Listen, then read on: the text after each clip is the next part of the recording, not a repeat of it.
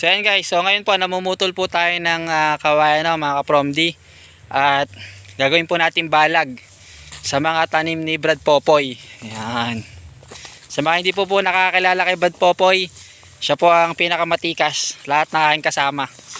Iyon Kaway-kaway naman dyan, Brad Poy. Ayun, ang tindi doon. Ayan from Brazil yan. From Brazil to Philippines. Nice.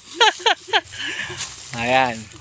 So, namumutol po tayo ngayon ng mga siit ng kawayan, saka yung mga magagandang puno, pamoste, tapos yung mga siit ang gagawin po nating pangbalag.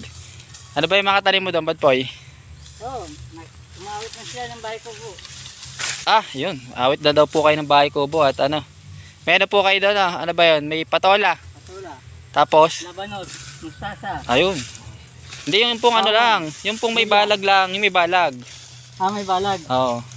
Pipino. May pipino. Upo. Upo. Kalabasa. Kalabasa. Ayan. Ampalaya. Ampalaya. Ayan. Bagyo beans.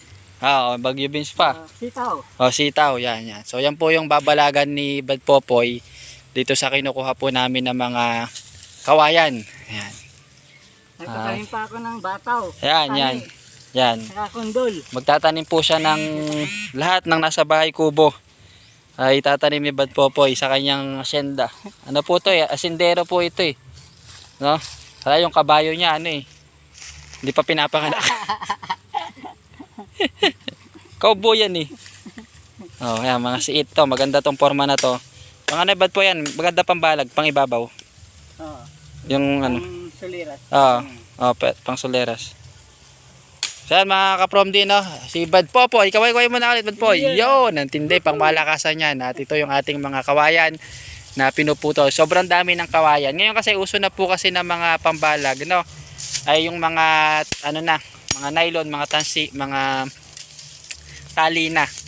Lalo kung wala namang maraming kawayan sa lugar po ninyo. Pero dahil sa lugar po namin sobrang daming kawayan, so dinabawasan natin yan at pinambabalag po natin sa ating mga tanim. Yun, balag na kawayan.